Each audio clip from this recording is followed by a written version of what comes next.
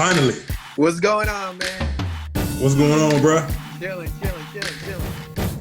Man, good to see you and meet you, man. After yeah, man, trying to get it together for a little minute. Nah, for real. So hold on, you in Cincinnati? Yeah, I'm in Cincinnati right now. All right. You born and raised out there? Yeah, you? Nah, I'm from Massachusetts. Massachusetts. Yeah. I'm in New York now though. How long you been there? 10 years. Oh, okay. Yeah. Nah, I've been here for a while. I'm actually in the process of moving to Atlanta though. So I'm gonna be kind of based out. Yeah, I'll be based out of the A from like June on. So by the end of this month, you know, it's like all said and done, heading back to the A. America's Africa. Closest thing to Wakanda we can get, man. But it's where it's a lot of the affluent black people are at right now. Yeah. Like, and you know, it's just easier, I think, for folk just to be able to get the money. Like, I think at the end of the day, you know, everybody's trying to like build, everybody's trying to like, you know, just have a better life and have a better opportunity. And the best place that I've seen is just like no place like Atlanta, man. Yeah. A lot of black people. It's the place where black people are on code the most with each other, and unified and making money together. It's a powerful place, and with the CDC right there. Yeah. Yeah, you never know what's gonna come out of the CDC, but you know, it's one of them. It's also one of them places where, like, you know, at least for black folks, man, it's like the Mecca. Like, we got that whole Southeast corridor. So for us, even most of my money comes out of the South. So like, I built my company kind of on like contracting. So like most of my contracts were all like, I got like all of the southern states. So Alabama, Mississippi, you know, South Carolina, Louisiana, all of them states are basically what like helped prop up the company to get us to a certain level. Yeah. That's what's up, man. Yeah. Good to see black people going in business for themselves, because the way the world work out is just like, where else do we have to turn to? We got to rely on ourselves. Yeah, like we always got, man. People. And I think it's been that way for a long time. I'm just hoping that like slowly, kind of like we get more of that. Like, you know, we all we got, man. Definitely. Ain't no one coming by to save us. Yeah, man. Yeah. Well, for the people who are watching, who might not know, might be watching this for the first time, my name is Six. What's going on, Dice? Yeah, what's going on? Delegate. I have a show called Nomtombout Radio, interview-based show here in Cincinnati on 91.7 WVXU. And I just like to talk to influential people, period, but especially black people who out here carving out a path for themselves. Yeah. So today we got a special guest. His name is Jason Panda. And yeah, man, good to meet him. Good to see him out here. Same. Good to see you too, man. So thanks for having me up on here. Yeah, man. What you doing with your corona, your quarantine, man?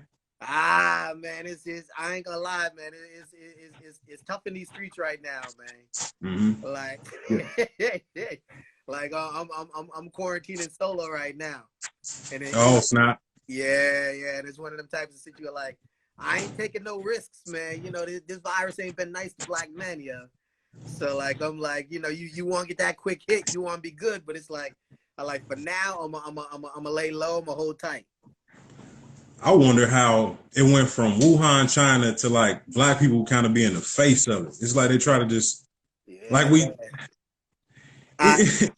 the blame a lot. About that is right. It's like, you know, at one point they had that fake news talk about black people don't even get it. Right. So like at one point we were all like, yo, we good. Yeah. Oh, what's good, Dice? Yo, next time if you come to Atlanta for the for homecoming, man, come check out the office, the warehouse and stuff, man. We all set up. And same things goes to you. So as part of like this move down to the A, like, man, we're you know, the business is finally kind of putting some things together. So we got like a massive warehouse, got a big office space. We're gonna be like holding events and all of that out there in the A and really trying to take it to the next level. So if ever once this kind of corona stuff all passes through, definitely come check us out in Atlanta. What's going on, Jeff? This is my man. He's actually going to be helping me do some staffing too when I get out there.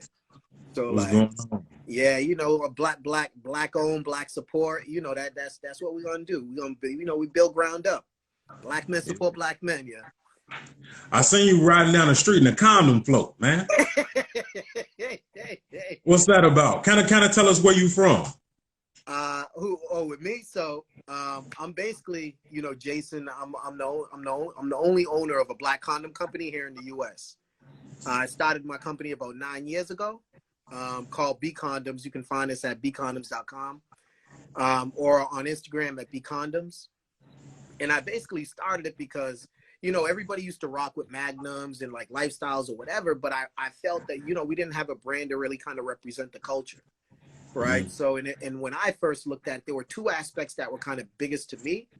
One was, it was like the last element of nightlife that I felt we didn't own, right? Mm-hmm. So like if you look at clubs, you look at music, you look at comedy, you look at liquor, you look at clothing, we got ownership in all of that, even on the venue, right? But at the end of the day, everybody's having sex, but we don't own the condom, right? Yeah.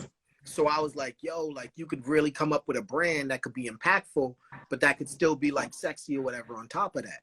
And then the other part about it that came was like a lot of times people will talk about like teenage pregnancy. They'll talk about like HIV and AIDS. And on the low, they're basically talking about black people as well. But they'll use like coded language and all of that. And I was like, yo, if the condom's the only thing to be able to kind of like battle or protect you from that, we need to be able to kind of set policy, be able to actually have the ownership level so that we got a seat at the table so we know what's really kind of coming into our own communities. So then what I did at that point, I used to practice law, so I was a lawyer. So I decided I basically went on like my Frank Lucas. I went on Google, I downloaded like, you know, where do they make condoms? Thailand, China, or Malaysia. I took a leave of absence from the gig, and because I had already known I was checked out, I was going to be leaving, and I caught a flight, and I visited like 16 different manufacturers in China, Thailand, and Malaysia, just me and my backpack.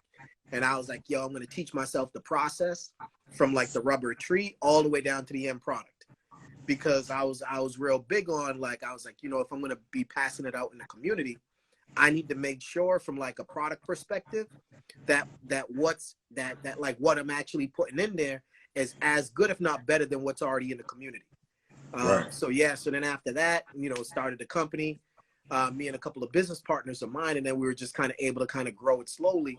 And then we kind of focused on government. And that's because, you know, with like what happened is, you know, to get into retail, it's kind of one type of animal or whatever. But, you know, you get a buy here, you didn't go a little while, you don't get another buy. So, you know, we're always tap dancing, because it's not like, you know, ain't none of us got like $1 million coming out of the gates, a few $100,000 coming out of the gates. Right. So whereas if you get a government contract, you got a 3 to 5 year contract, guaranteed money. Yeah, right? Yeah.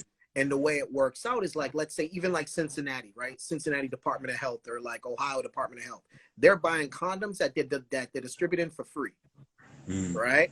So I was like, if I can get a piece of those contracts, right, I could then be able to get 3 years of stability, 5 years of stability, right? But, you know, it wasn't easy, because two parts. On one side, you know, it was hard to kind of get people to take us serious, right? Like they're like, yo, who's this black dude talking about he got a condom company? My man pushing porn, like, you know, everybody's trying to size you up to see like what's the real story, right? Yeah. Like, and at that point, I had a small company. Like now, you know, I may sell 40 million condoms a year, right? Like I'm like straight. I literally started it out of my apartment, and then I built it up to a point at which, you know, we're moving weight now, right? But back then, I didn't have no credibility. I didn't have I didn't have the contacts. I literally built it ground up. So when I was able to start to get those kind of like government contracts, that then gave me the kind of foundation where now, you know, now we're moving more into retail, and you're going to be able to see a lot more of us as we increase our marketing and stuff. Okay. What type of resistance did you get met with when you try to get those government contracts? I know they try to keep them locked down. Like, yeah. I'll tell you like real talk, like, and this is one of the things I tell a lot of people, right? Like all of my money comes out of the South, right? Like from the Northeast, you know, what I found, like, this just being real, is like a black man trying to do business, right?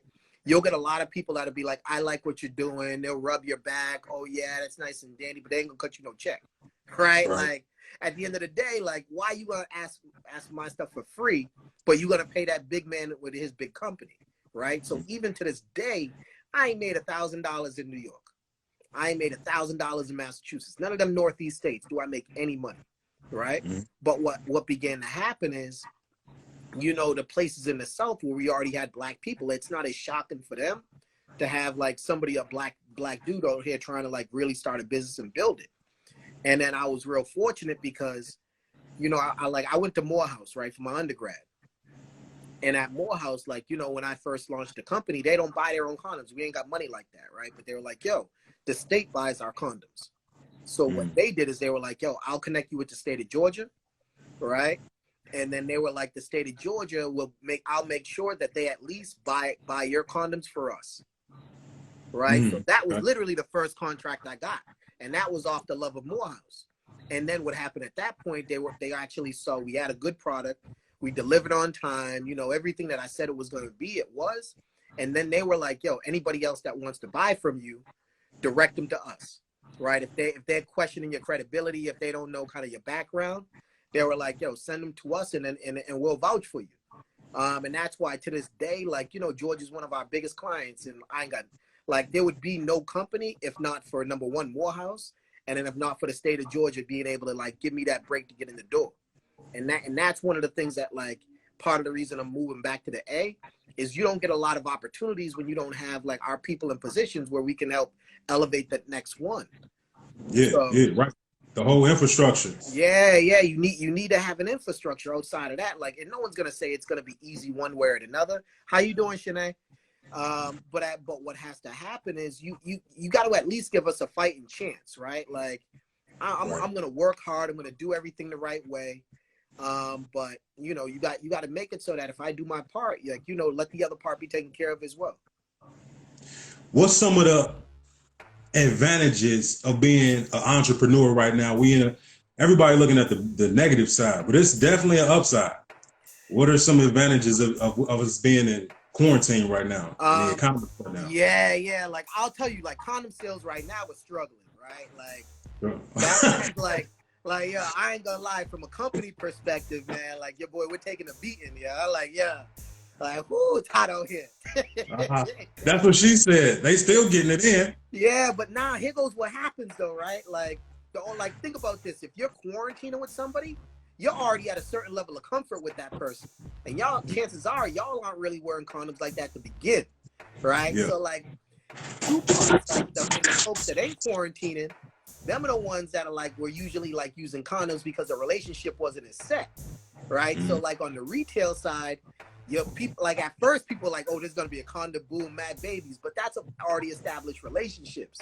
It's that side fling, it's that new booty or whatever that, like, people ain't using no condoms for no more. So, like, on that side, people done gave up. I guess it's good enough, man. Man, you ain't no one at the bars trying to meet somebody to go and get it in. Ain't no clubs, ain't nothing, like, all of that's gone. So, and then the other part about it, which hurt us, is, you know, I do a lot of government business, right? So, like, on the government side, what happens is governments don't even know how they're going to be able to give the condoms away anymore because you got social distancing, right? So, like, you may go to a concert, you may go to a festival in Cincinnati, right? So, like, and then what will happen is you'll at the little health department out there, you know, doing what they do in the community. That doesn't exist anymore. So, like, even the condoms that they're buying, they're like, yo, I don't know when we going to re-up, because I don't know how we going to be able to move the product. Yeah. So, like, from a condom side, but, you know, it's like, you know, you, like, from my perspective, this is all I do, right? I'm 9 years in the game, right? So it's like, you got to adapt or you die. So, like, you know, we expanded and now we're bringing on some, like, hand sanitizer, right? Like, it's like you got to move to the PPE. Like, you know, like, it's kind of like, all I know is kind of like what I do, right? So, like, if this slows, you got to make that up in another way. So I think what we've been doing is two parts. I launched a software for health departments to be able to do, like, mail order condoms online, right? So, like, I realized they can't give it out to the community. So I'm like, yo, I got a software for you to be able to do it online. Here goes the subscription service, right? And I'm like, all right, y'all need PPE. I got hand sanitizer for y'all, right? So it's like, you know, you're always having to adapt. And, you know, as a small company, you know, that's always key. Yeah. When this all is over, you should start a sex theme park. Damn. Wakanda. Yeah. Oh, Wakanda. Yeah, that's Yeah, hot. man. You got how to float. The condom float. Bring me on the team, man. I got ideas, bro. No. Trust. I was looking at some of your comedy earlier, right? Because one of the things that we're gonna be doing is kind of coming up with like comic strips, right? Yeah. With like kind of like with like sexual like relationship and all of that. But we ain't got no comedians or whatever to kind of help us come up with like the thing. So I was like, we holler at you like offline or whatever to be like, we mix you up with an artist and then we kind of like put some things through the platform or whatever. Hey, man, let's do it, man. Yeah, what's going on, Miles? That's one of my boy Miles. Now Wakanda, that's actually hot. Like, what's up with everybody who in the chat, man? Welcome to everybody who just joined the chat. Again, for those who don't know, my name is Six from Nomtombout Radio here in Cincinnati. Check out the YouTube page, NOMTOMBOUT Radio, Nomtombout Radio. One thing that I did notice that was kind of interesting, your condoms are vegan. Yeah. So you know, like as like one of the things that I'm always real big on, right? Like, you know, is you gotta give whatever is the best on that table is what you gotta present, right? Like I can't cut no corners. So you know, if we already gonna be delivering the meat, everything can't be meatless, right? Like, so like, but one of the things that happens is like I wanted something that would be like, what's the most high end thing that we could do on the market, right? Like, because you got to think everybody's programmed into, how you doing, Miss Shanae?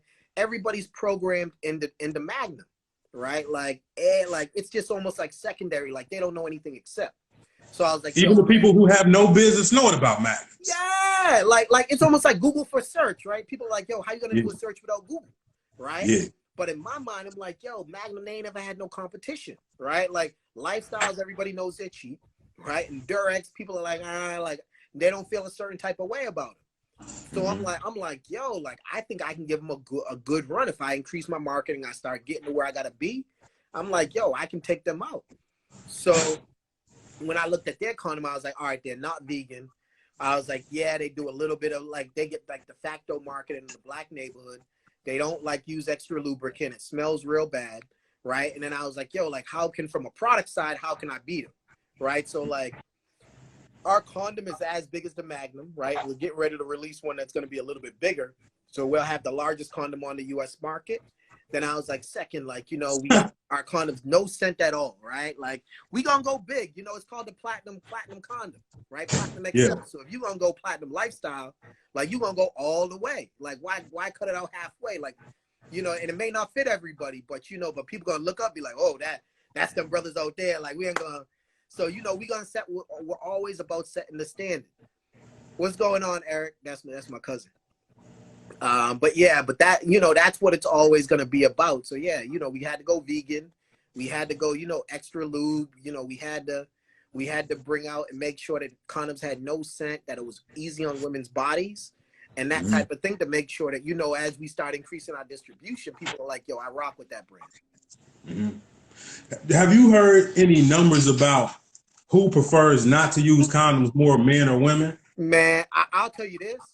My market is basically everybody under 22, right? Like, cause like, here goes what happens. Like men and women, the funny thing is it's about equal in terms about none of them really wanting to use them, right? Like there's only a small segment of people that actually are like active condom users, right? Like, and I got mad stats in this head. I'm about to break down a little bit of stuff, right? I need some. Yeah.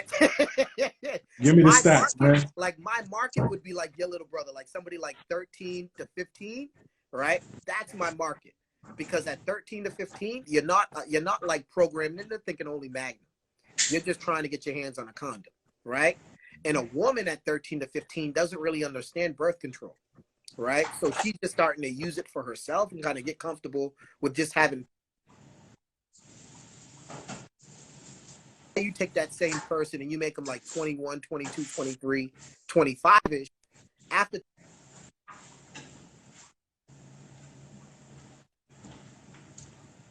So they're like, yo, kind of buffering. Huh? We were buffering a little bit. Oh, my bad. But yeah, at 25, women are comfortable with their bodies. So then they're like, you know, they're more trusting of having gone raw or whatever. And like men all of a sudden start trusting their pull-out method. So, you know, overall, you know, like condom usage, man, like it don't even make any sense to kind of like invest in somebody after a certain age, because they're really not even going to be able to like that. We don't have a customer for as long a period. Yeah. They already been programmed. Yeah, they already been programmed. Like, whereas if I get like your little brother at like 13 to 15, I got an 8-year customer. Right? And they're going to rock with my brand for 8 years. And that's something I had to learn as well. Like most women, like, you know, you'll get like them professional chicks, got a nice day job, you know, may not kind of be in a serious relationship. The way it works out with a lot of them is they'll have like a little coffee table, a little nightstand right beside the bed, and they'll keep a 10 to 12 pack in there. Right? Like, and that's how they keep their protection. Like, and then another crazy, if you're going to a woman's house, right? Condom usage decreases like 75% between sessions. Right? So let's say that let's say you meet up with a girl, right? Y'all have sex the first night, right? Or you're over her house, y'all have sex, you sleep over, right? The next time y'all are gonna have sex, condom usage decreases 75%. Why do you think that is? Trust. It's condom usage is all about trust and communication, right? So what happens is that first time they may have had sex, whatever kind of barrier to trust that they may have had, it disappears, right? Like once they're able to kind of share in that intimate moment, and then the next time that comes up, they'll actually just drop off. Like condom usage decreases real rapidly. Yeah. So it's a lot of trust being built real quick. Yeah. Which kind of, I mean, later lead to devastation. Yeah. In a lot of cases, man. Like, and that's the issue. So I think like at least when it comes to condoms, it's a mix of like education and kind of like culture and kind of bringing people ahead. Like letting them know, like, you know, it's either going to be an STD or, you know, it may be a baby. You know, it ain't ever good to get caught out there, man. Yeah. Like, I don't know. Did you read that article on Steven Jackson? Where he was talking about... I watched the... You watched the video where he was talking about... Go ahead, because we might not be talking about the same video. Nah, you know the basketball player, Steven Jackson. He put out a video last week where he was talking about why he stopped like one of his marriages. Like when he was literally at the altar and he's like, nah, I'm not good. I'm gonna pass on this. And the whole story was just wild because, you know, they had like a long-term relationship, but she wasn't trying to sign a prenup, and then he was trying to like, it just ended up real ugly. So it's I heard that. That's interesting, man. Yeah. I mean, a lot of men don't think that marriage benefits them. It's really like for the woman. Yeah, I think, you know, like when it comes to a lot of different perspectives, right? Like, I will say on one part, and given I ain't married, you can kind of see I'm still single in the streets or whatever. But like, I think that, you know, you get to a certain point at which you want like some level of stability, right? Like, or, you know, if like, all right, if I'm gonna have some kids, like I ain't trying to have no random broads and baby mama drama. Like I can't afford that part, right? Like, yo, so many of my boys have just gotten hurt with like them child support payments, or like just in a bad situation that you always paying for, and you're like, yo, like every nut ain't worth it, man.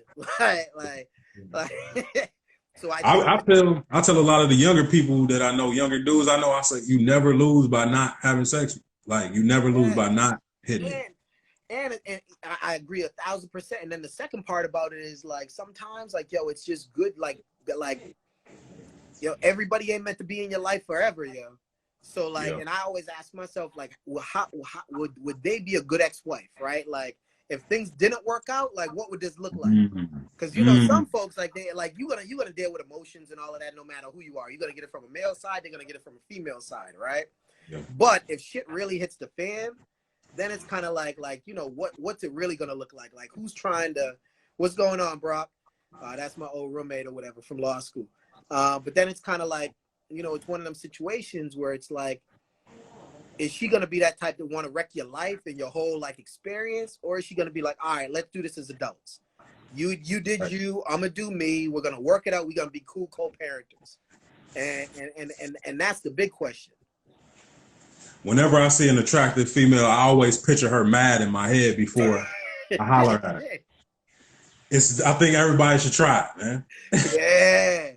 Cause now like and that's the other part, man, because like I've had brothers had to move back in with their moms, like ain't nothing worse than your pride, man. You gotta eat that all up, and you starting from like step one, and you're like, man, like the hustle just don't get no easier, like, and especially like if that's you're talking long term, like there ain't no incentive for folks to switch it up once what's done is done. Whenever you catch your girl just staring at you, she's looking at a way to get rid of you. She just like, man. If a woman asks you a weird question like, how did you get the inside of the shower wet? She wants you gone, man. She wants you gone, man. Yeah, man. Nah, it's funny, man. Like that's just life in general, man. You just never know how relationships work out. Like, you just try to do the best you can. But I do think that at one point when you got it all out of your system and you're like, yo, I'm good. I ain't gotta like chase them streets no more. Then I'm like, all right, cool. You can get out the game at that point. But if you getting out and you still looking, I'm like, yo, just hold out. Hold out. Yeah, yeah. How do you go about promoting? So, I know you do Instagram. Yeah. So like the funny thing was like up until about this year, we didn't do any promotions. And that's because like my business was mainly focused on government. So from a government perspective, you don't got to do no marketing or nothing like that. So I was actually really fortunate to be able to grow to a certain level without having to spend anything on marketing. Now that we're actually doing like marketing, we started doing like Instagram, we started doing like online, like SEO and all of that. And then we also like this summer prior to COVID, we had like a full summer kind of like tour set up. Like we were going to have a street team literally in every Southeast state, running radio ads in all of the Southeast from like Jackson, Mississippi. Like, it's that Tyler Perry Chitlin circuit. Like, everybody may want to laugh at it, but Black folks show us love. So we were going to be in them streets just like that. And then try to kind of build it from there. But yeah, so that's primarily, but since COVID hit, we're just shifting more to like doing more press and PR in addition to kind of like, just Instagram, like just online. Like we're basically not doing much else after. What's going on, Brown Sugar, man? Yeah, man, and we here in Cincinnati, man, I'm always trying to spread the word about something positive, something black, and this is black and positive. Nah, appreciate it, man. Yo, trust, we'd love to have like, like little setups or whatever in Cincinnati and some of the other spots, man, because, part of it is just being able to kind of spread the word about what we're doing and then kind of grow it slowly behind that. So yeah, shit, Cincinnati, like, yo, Ohio, real talk, Ohio got some beautiful women, man. Like I don't know about the Natty, but I know like Columbus, like they hold it down. I ain't never been over here from Columbus, Columbus is interesting. Yeah. I done had a few loves from Columbus. Yeah, I was like, damn, man, I got get there, man. Whatever they be feeding them women, boy. Yeah, hey, man, from the Midwest, they know how to cook. Y'all got some good crop out there, man. Y'all all right, man. I know you got a podcast too. Talk about the platinum talk you've been doing. So yeah, that's actually what we started up. Actually like maybe a month and a half ago. One of the things that we're gonna be doing on there is kind of like just spreading the word and kind of like basically starting to give people a platform to which we can begin to talk about like everything that kind of aligns with the brand, right? So whether it's like black, whether it's business, whether it's like all natural, healthy, whether it's kind of like a lifestyle, like all of the different ways that I would kind of like reflect the brand are kind of like a reflection of the speakers that, we're going to begin to kind of have on Platinum Talk. And the goal is, like once we're set up in Atlanta to actually begin to host like podcasts and all of that and celebrities and all of that and at the office, and then be able to build that up a little bit more. Your office is in New York and the warehouse is in Atlanta? Yeah. No. So we've been all set up in New York, like warehouse and office, and all of that's been shut down and moved to Atlanta. So like, like the funny thing about it was in February, I signed on for like a big lease and a big warehouse in Atlanta. And then we're already in the transition of moving everything down, and then Corona hit. So like, we ended up having to be in New York a little bit longer because you couldn't even get movers here. Like, you know, the way that, what's it called, that hit, man, it hit deep. So we couldn't do anything like that. And now, you know, we're going to be, you know, just bringing everything forward come June. Yeah, yeah. I'm sure the overhead is lower in Atlanta too. Yeah, overhead, but you know, we need a lot more space. So like, that's the other part. Like, you know, I had like, you know, up until Corona hit, man, I had this whole big vision for what this summer was going to look like. Like, I was like, you know, you start to kind of feel yourself and you're like, we almost there. Like we and then, you know, shit happens. So, you know, it may take a little bit longer, but I'm feeling real good about like what we can do. Yeah, man. I see it being big, man. We need to start supporting our communities, man, in ways like that. On the things that really matter. The pillars. Yeah. Is a pillar, man. Nah, 1,000%, because like in you're in a good situation, right? Because like you got that whole Midwest corridor, right? So like, you know, like different, like what I'm learning, man, is, you know, given we all black, we all go through the same experiences or whatever, but like marketing in Cincinnati may be different than like marketing in like Atlanta, or maybe different than kind of like what we would do in New York, right? So it's kind of like I haven't spent a lot of time in some of these areas. So even for me, like, you know, it's kind of like my first time. I'll get my boots on the ground. I'll roll through the barber shops. I'll roll through the little radio stations or whatever. And then I can kind of get a feel for like, yo, this would be good there, right? And then you try to link up with folks or whatever to help kind of spread the message and spread the word. Because the good thing about it is, like, I'm happy that as we grow, my biggest happiness with all of this, man, is two things: being able to live the life that kind of like I own my time, and being able to like provide jobs to other black folks. Like, my company ain't big at all, right? But like all of our employees are black. Like, I'm able to give opportunity to folks that you know usually wouldn't have it. Like, Trojan ain't hiring no black people. Lifestyles ain't hiring no black folks, right? So it's like, you know, that's why I'm so big on like us not only supporting our own, but us having a seat at the table. Because without that, it's and even when I do that, it's like, you know, we're reflecting everything in the community. Like, I ain't exclusive on one. Like, I want everybody to kind of have a voice on how things should be, so that we all grow together. Yeah, yeah, I feel that. I got some quick trivia for you. Okay. With you being a condom guy, I got a question. Which hotel towel is violated most? The washcloth, the hand towel, or the dry towel? Which one do you think? And y'all can tell us too in the comments. I'd say I say the hand towel. Exactly. Why? Explain why. Explain why. Yeah. You know, that washcloth a little too small for you. You can't get your proper clean. So like, and you're gonna use that. You're gonna use that afterwards. Yeah. You may have to use that. The other one you can use, and you toss that aside. You ain't even worried about that no more. You don't even got them at the house. You ain't never seen that towel. You ain't seen a hand towel, man. Like, that middle towel, I'm gonna defile that towel. Yeah, that's exactly it.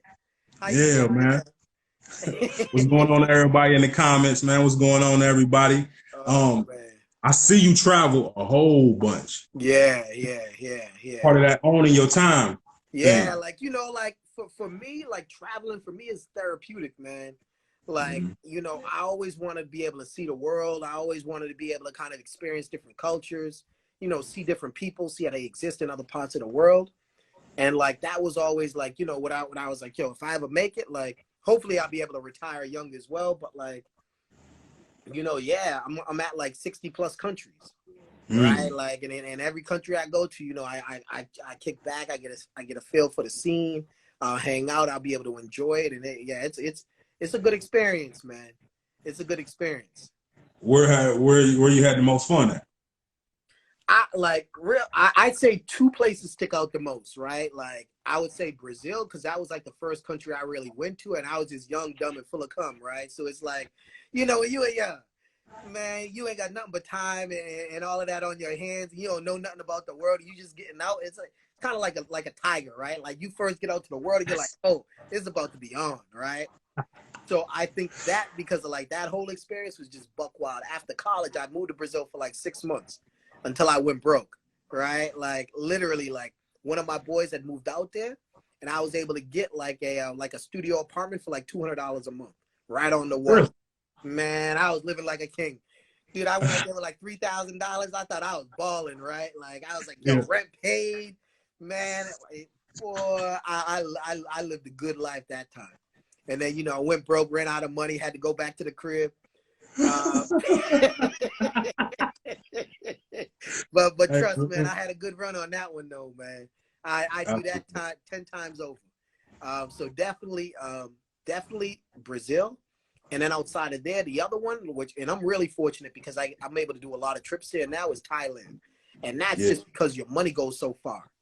Like, ain't nothing like you eat like, man, you eat a 3-course meal, you spending $3. You're gonna get a half-hour body massage for $2.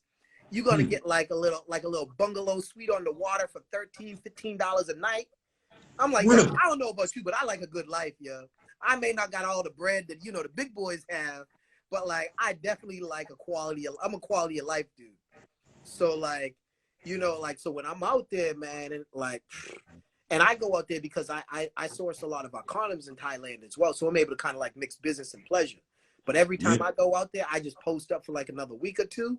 And I'm like, yo, I'm going to relax on the beach for a little bit. I'm going to relax in the city for a little bit, you know, just find my way. So yeah, those are definitely my top two. Definitely, with the way the money's spending out there, man. Like, yeah, ain't nothing like balling on a budget, man. Like, you I saw you had a picture with Magic Johnson. Yeah. Please tell me you gave this man some condoms. Yeah, you know I had to, man. You know I had to.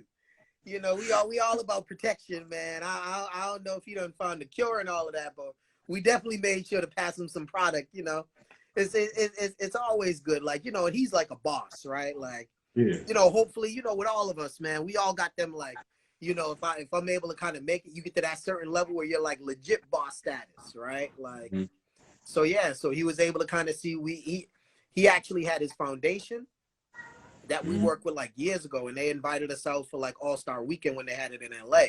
So we went out there. They were like, yo, you know, we like what you're doing. Like, you know, if there's ever any way that, you know, we could support or help, like let us know or whatever. So like from that side, he definitely showed love. So yeah, we ain't had nothing but respect for that, man. Hey, that's what's up, man. I won't keep you too much longer. I got a couple more questions on. Yeah. Offensive crayons. What's that? What's what? Offensive crayons. I don't know. You tell me. What we talking about? It was on the website. Nah, no, my website. Of B Condoms? Yeah. This is where I seen it at. Hold nah.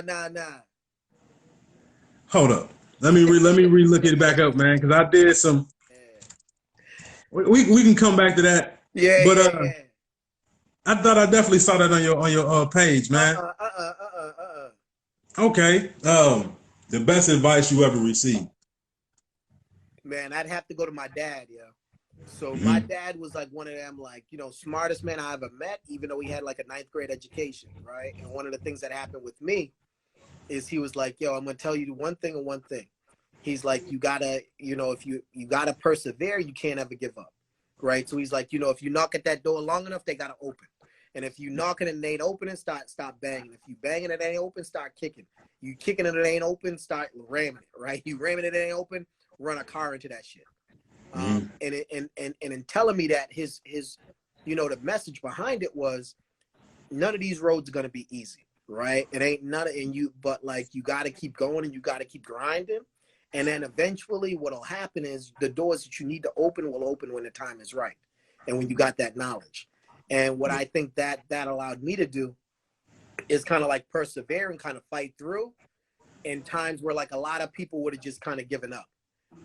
So that's where like kind of like real talk, like his message to me about like, you know, just grinding and kind of keeping it real, like that's really helped us. And wait till we come and set up in the A.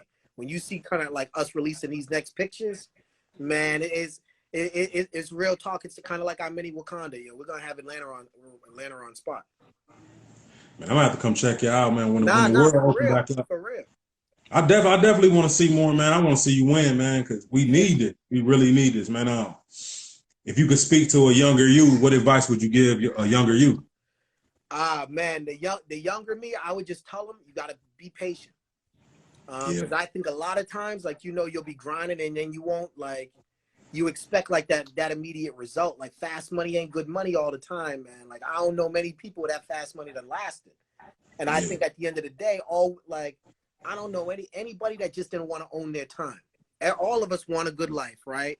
And all of us want that level of sense of kind of like respect and of that pride where, you know, you're going to hold your head no matter who you talk to. You'll treat respect, but you're also going to kind of demand respect back. So the biggest thing that I'm on is like, be patient with that process, right? Like there ain't no shortcuts to this game. Like if you want long-term wins, like you gotta, like I probably had a corporate job 3 years out of my life, right? Like outside of that, that's why like if I tell you I'm like, yo, I'm going from condoms to hand sanitizer, like I'm always having to kind of figure out, kind of because I know for me, like me owning my time, me being able to travel, me being able to kind of, and I ain't like Jeezy rich and I ain't like, you know, Puff rich, but I got enough where I own my time and I don't worry about no money. So like that to me is the biggest blessing I could ever have because I ain't ever have it like that. And that's why like for me, I would just tell them like, yo, focus on that long ball and realize like, yo, if you continue kind of like working at your craft, whatever your craft is, the pieces are going to begin to come together. And when they come together, you own that blueprint for life. Because like I can turn things quick now because I already got that blueprint. I already done made enough mistakes in the game that I already know how to adapt and what's going to work and what isn't. But you can't get that in 6 months. You can't get that in a year, 2 years. Like that comes with time and refining that process.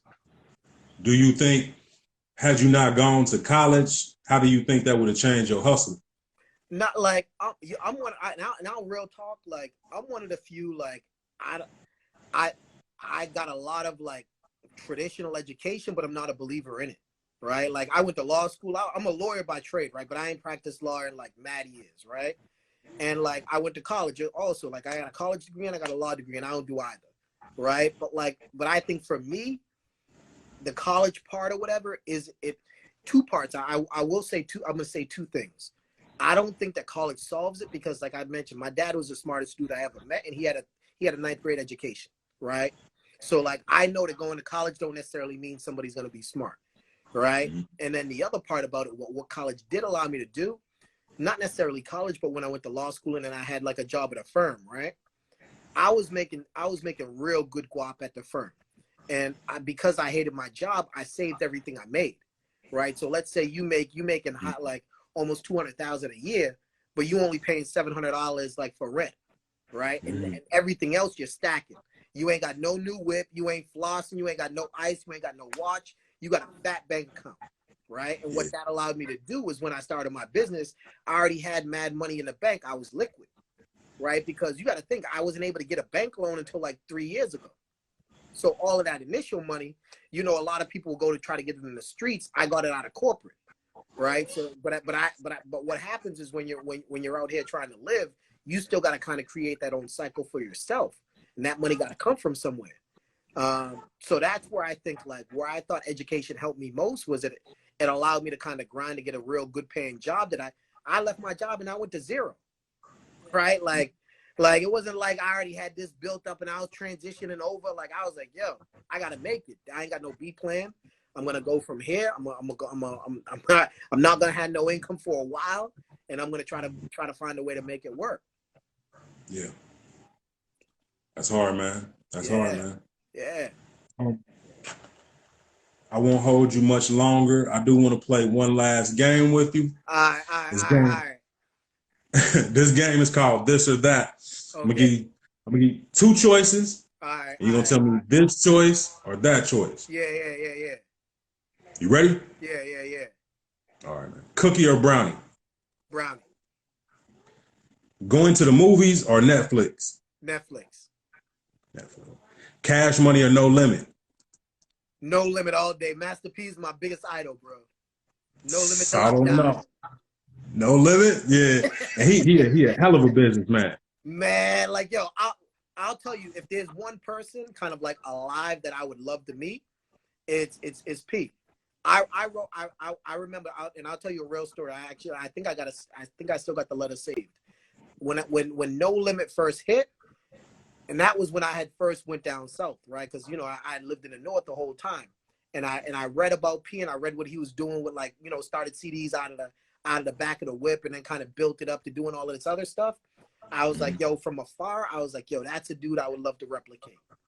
And I actually wrote a letter to my mom back at the crib, and I was like, yo, mom, I'm out here in Atlanta. I'm young. People used to write letters back then, right? And I was like, yo, I'm out here in Atlanta. And I was like, because, where I'm from, we don't see black people doing right. We don't see black people getting money. We don't see black people having businesses and kind of like living on their own and having that independence. And I was like, yo, there's this dude out here named Master P. Like, literally, I wrote this like home to my mom, like one of them, like, yo, mom, I'm seeing shit out here I ain't never know existed, right? Yeah. And I was like, yo, I'm telling you to this day, if there's anybody I'm gonna try to be like, if there's anybody that like I want to kind of model myself after, it was P. Yeah. And I still, and it's funny because like 10 years later, she showed me that letter that I had written her. She saved it. And that's why like that, like people don't realize how much they may influence somebody from afar, but like to be able to look at somebody and be like, yo, that's somebody I can relate to. That's somebody I can see their hustle. I can see how they did it. And then that kind of like gives you your own sense of like, it's realistic, right? Like not to say it's always going to work, but you can do it as well. Yeah. I mean, even down to you, like that's what made me hit you up. I'm like, it's a black guy with his own condom company. I heard somebody say like, you're not you for you for the people who watching you. Yeah.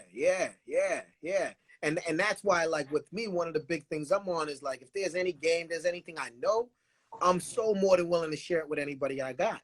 Like, because I feel like, yo, there's so much out here. And like a lot of the reasons that we fail, number one is because we ain't got the capital. But number two, we ain't got the blueprint. Right? Like, so if I know parts of the blueprint and I'm like, yo, these are going to be errors that you're going to make because I already made them. Right? So like, take my experience so you ain't got to go get your head busted the same way. And that's what I'm real big on, man. But like, yeah, if there's anybody alive or dead, like that's alive in terms of business, it's definitely Pete. No, Jason Panda did that, so hopefully you don't have to go through that. Huh? Martin or Fresh Prince? Martin or Fresh Prince? Fresh Prince. A woman with lashes or without lashes? I don't mind lashes too much. Now you talk about eyebrows and no eyebrows, you're gonna give me the one with eyebrows. Like paint on and no paint, give me no paint, yeah. Long as the eyebrows is an actual expression. Sometimes it just be like, who's behind me?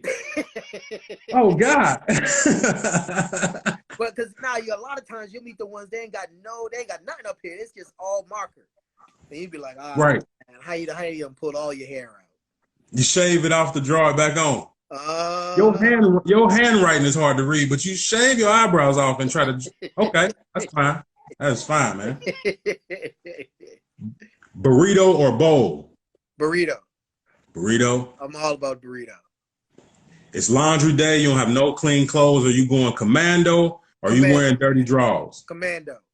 I've been commando in this quarantine, yeah. Ah! Ain't no one in this crib. I'm just like, yo, I'm chilling, man. I'm like, yeah, I'll worry about that shit later. Jeans on flesh is one of the most irritating, terrible feelings. Yo, it's sweatpants. Where you going, yo?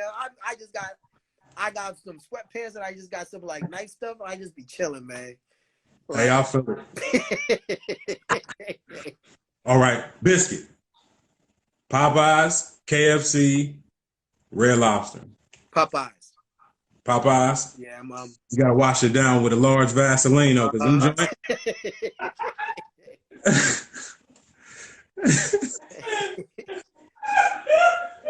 them biscuits will kill you. Mm-hmm. Nah, they definitely thick. They definitely like you definitely need to wash it down with something after. But I that Popeyes, man, that be addictive, bro.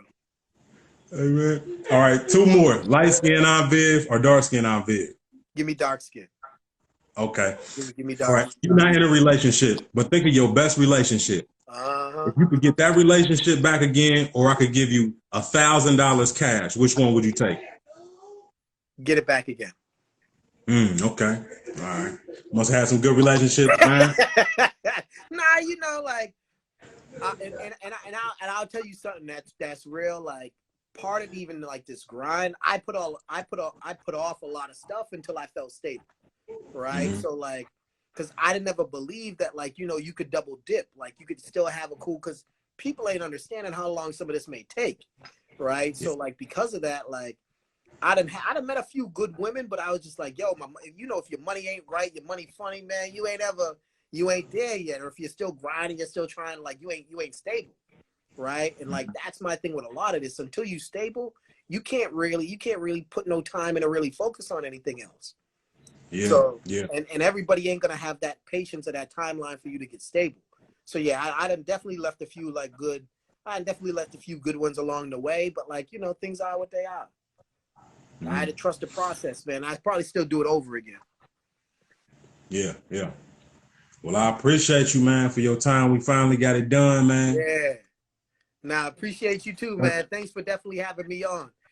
One thing, send me out your info, your details, so we can get you some product and all that out there too. Yeah, man. Yeah, we can give it away on the show, man. Yeah. Nah, spread it. Anybody you want, I'll send you out more than enough. Okay, cool. Tell them where they can find you at again and how they can purchase. All right, yeah, you can find us at B Condoms on Instagram. Just add the B, like letter B, Condoms with an S. You can also find us online, bcondoms.com. If you're gonna purchase online, and you can use the code BSAFE. So just the letter B, SAFE, and you'll get 20% off. Okay, all right. Y'all make sure y'all check him out, man. And y'all make sure y'all check out Nomtombout Radio. I am the host of Nomtombout Radio. You can check us out here on Instagram, Nomtombout_radio. That's NOMTOMBOUT_radio. You can also check us out on Spotify, Nomtombout Radio, and also YouTube. A lot of good interviews, a lot of good content just like this. Each and every Wednesday, you can check us out on radioartifact.com at 11 a.m. Stay in tune with us, stay in contact, man. Jason Panda, people. Man. Y'all make sure y'all protect yourself with him. And matter of fact, make sure y'all shop with him, because ain't no money circulating in the economy. It's really not a safe time to have sex. Financially. I definitely appreciate that, man. Good looking out. Yeah. I'm gonna hit you up right after this. All right, sounds good. Take a light. Goodbye.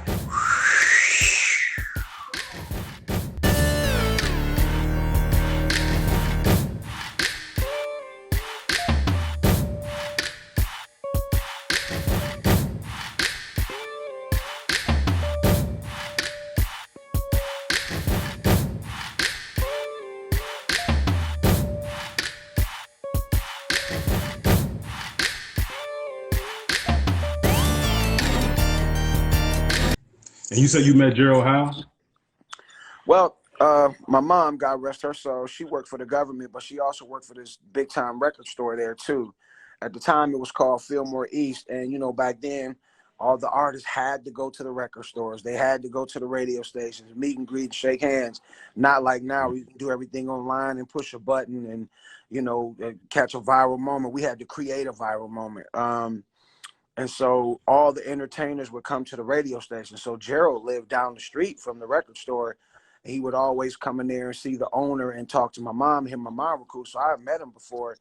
But, his dad and my dad were cool, because my dad broke his dad records playing them. And, when it was time for Gerald's records to come out, my dad broke his records too. And so, that's how I knew him. But he discovered us singing. He didn't know I sang. He discovered us singing at one of the other DJs' parties. So he had an after party at his house, and everybody was like, sing, sing, sing, sing, sing, sing. And so we sang, and, that was like 86. And he said he was going, that was right when they first major record was taken off. The pop, pop, pop, pop goes my mind. We ain't seen him again for like 3 years, man. And, then we saw him, and I was working with another group. I don't know if you're familiar with the Nerve DJs. Yeah. Well, Johnny O and them, they had a rap group, and me and my partner were dancing, believe it or not. And for them Really? Called Big Step. Yeah, I've done everything, man. I've done everything. I need to see the move, man. That, them days is over. We were rehearsing at the same studio Gerald and them were recording at. And he came out, he was like, I'm glad I saw you, because I got this idea for 3 big dudes that could sing, dance, da-da-da-da-da-da-da-da-da.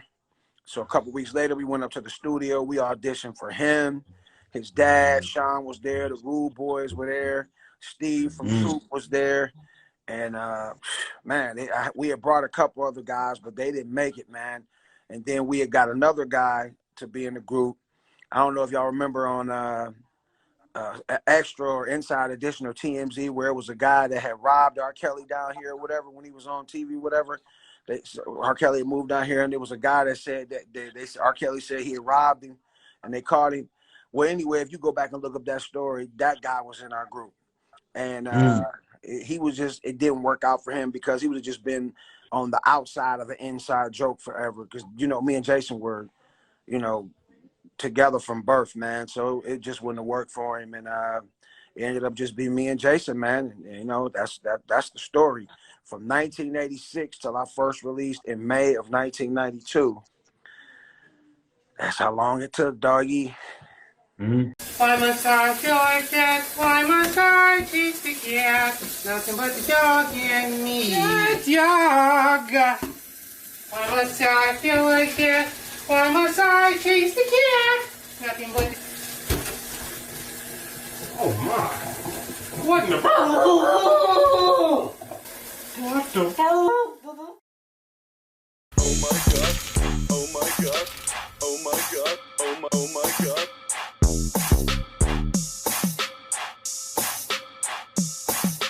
Oh my god.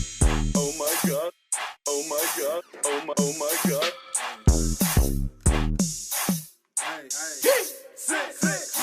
Yeah. In the club, loose as a goose. Going hard on a hater, no truce.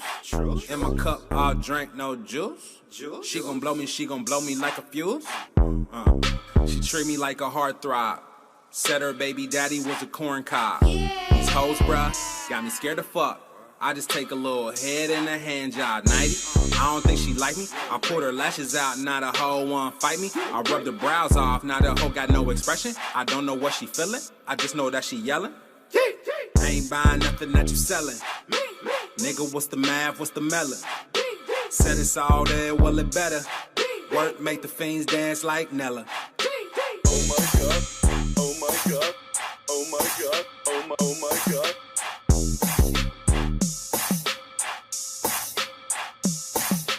Oh my god, oh my god, oh my god, oh my god.